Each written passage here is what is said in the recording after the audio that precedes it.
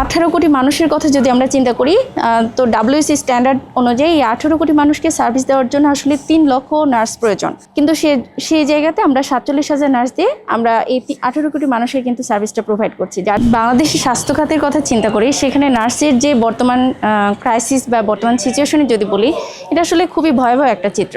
কারণ বিশ্ব স্বাস্থ্য সংস্থার চিত্র মতে একজন ডক্টর বিপরীতে 3 জন নার্স থাকা উচিত। কিন্তু আমরা যদি চিন্তা করি পেশেন্টের সাথে কম্পারেটিভলি, যে একজন নার্স সে হচ্ছে ইন জেনারেল মেডিসিন বা সার্জারি ওয়ার্ডে 7 থেকে 8 জনের জন্য সে ট্রিটমেন্ট দিতে পারবে। আর যদি ক্রিটিক্যাল এরিয়াগুলো আমরা চিন্তা করি, সেখানে একজন নার্স তার বিপরীতে 2 জন পেশেন্ট, একজন স্ট্যান্ডার্ড সর্বোচ্চ 2 জন থাকতে পারে। আমাদের যে স্বাস্থ্য অবস্থা সেখানে একজন নার্স গড়ে সাধারণ ওয়ার্ডে 30 থেকে 40 জন পেশেন্টকে সার্ভিস দিচ্ছে এবং ক্রিটিক্যাল ওয়ার্ডগুলোতেও সেম অবস্থা। একজন নার্স দেখা যাচ্ছে 4 থেকে 9 জন পেশেন্ট বা কোনো জায়গায় 10 থেকে 15টা পেশেন্টের সার্ভিস দিচ্ছে, যেটা আসলে খুবই স্ট্যান্ডার্ডের থেকে খুবই অপ্রতুল।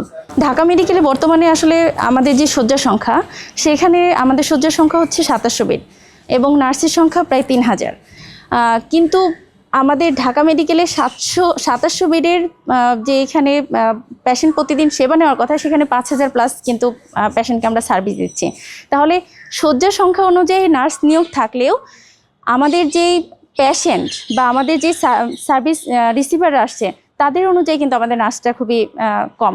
কারণ আমাদের 3000 নার্সের মধ্যেই যে 5000 পেশেন্টকে সার্ভিস দেওয়ার জন্য আসলে উপযুক্ত না। উপজেলা চিত্রগুলো আসলে আরও ভয়াবহ অবস্থা। কারণ আমরা জানি যে আমাদের যে উপজেলা হেলথ কমপ্লেক্সগুলো আছে, প্রাইমারি হেলথ কেয়ারগুলো যেগুলো আছে, সেগুলোতে নার্সের সংখ্যা খুবই কম।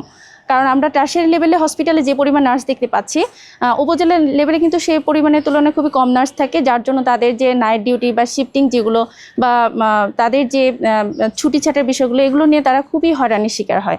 আমাদের যে বর্তমানে রেজিস্টার্ড নার্স, আসলে নার্সিংয়ের কর্মকর্তা হবার জন্য যে প্রক্রিয়াটা, সেখানে একটা লাইসেন্সিং এক্সাম থাকে, সেটা হচ্ছে রেজিস্টার্ড নার্সিং এক্সাম বা লাইসেন্সিং এক্সাম। সেখানে প্রায় এখন রেজিস্টার্ড নার্সের সংখ্যা প্রায় 1.5 লাখের মতো, কিন্তু কর্মরত আছে, সরকারিভাবে কর্মরত আছে 47,000। তো সেখানে দেখা যাচ্ছে প্রায় লং একটা নাম্বার কিন্তু তারা সার্ভিসের বাইরে আছে। কেউ কেউ হয়তো প্রাইভেট কোনো প্রতিষ্ঠানে বা এনজিওগুলোতে চাকরিরত অবস্থায় আছে, কিন্তু অনেকেই এখন চাকরি প্রত্যাশী অবস্থায় রয়েছে। প্রায় 80 থেকে 70 হাজারের মতো, 70 থেকে 80 হাজার আমরা বলতে পারি যে তারা চাকরির প্রত্যাশী রয়েছেন। তো 18 কোটি মানুষের কথা যদি আমরা চিন্তা করি, তো WHC স্ট্যান্ডার্ড অনুযায়ী 18 কোটি মানুষকে সার্ভিস দেওয়ার জন্য আসলে 3 লক্ষ নার্স প্রয়োজন। কিন্তু সেই জায়গাতে আমরা 47,000 নার্স দিয়ে আমরা এই 18 কোটি মানুষের কিন্তু সার্ভিসটা প্রোভাইড করছি, যার জন্য আমরা শুধু কিউরেটিভ কেয়ারটাই আমরা প্রোভাইড করতে পারছি। কিন্তু আমরা যদি এই স্ট্যান্ডার্ড অনুযায়ী নার্স রাখতে পারতাম আমাদের, তাহলে আমরা একদম শুরু থেকে অর্থাৎ প্রিভেন্টিভ মেজার যেগুলো আছে, অর্থাৎ কমিউনিটি লেভেলে আমরা নার্স যদি ঘরের দোরগোড়ায় নার্সকে পৌঁছায় দিতে পারতাম যে তাদের কিভাবে থাকা উচিত, তাদের স্বাস্থ্য ব্যবস্থা নিয়ে কী চিন্তা করা উচিত, কিভাবে তারা ভালো থাকতে পারবে, তাদের হেলথটা ভালো থাকবে, কী ধরনের মেজারমেন্ট নিলে তারা অসুস্থ হবে না, বা অসুস্থ হলে কোথায় কোন ধরনের ট্রিটমেন্ট নেবেন, এই বিষয়গুলো আমরা যদি ঘরের দোরগোড়ায় তাদেরকে ইনফরমেশনগুলো দিতে পারতাম, অ্যাভেলেবল নার্স প্রোভাইড করতে পারতাম, তাহলে স্বাস্থ্য ব্যবস্থা আরও বেশি স্ট্রং হতো। এবং এই যে আমরা কিউরেটিভের উপর এখন অনেক বেশি নির্ভরশীল হয়ে গেছি, সেটা হতো না।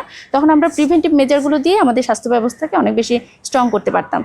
আর আমাদের প্রতি বছর দেখা যাচ্ছে 38,000 বা সামথিং প্লাস এরকম রেজিস্টার্ড নার্স বের হচ্ছেন প্রতি বছর।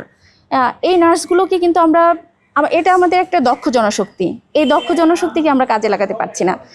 আগে 2021 সালে একটা পোস্টিং হয়েছে, তারপরে 2025 সালে একটা পোস্টিং, অর্থাৎ আমরা BPSCর আন্ডারে নার্স নিয়োগ পরীক্ষা হচ্ছে, কিন্তু তারপরেও এত ক্রাইসিস থাকার পরে প্রতি বছর কোনো নিয়োগ হচ্ছে না, যার জন্য এই যে গ্যাপগুলা, অথচ রোগীর সংখ্যা বাড়তে আছে, প্রতিনিয়ত রোগীর সংখ্যা বাড়ছে, আমাদের স্বাস্থ্য ব্যবস্থার ক্রাইসিসগুলো বাড়ছে, কিন্তু সে অনুযায়ী আমাদের নার্সের নিয়োগটা হচ্ছে না। অনেকে অবসরে চলে যাচ্ছেন, যার জন্য আলটিমেটলি কিন্তু নার্সের সংখ্যা কমতে আছে।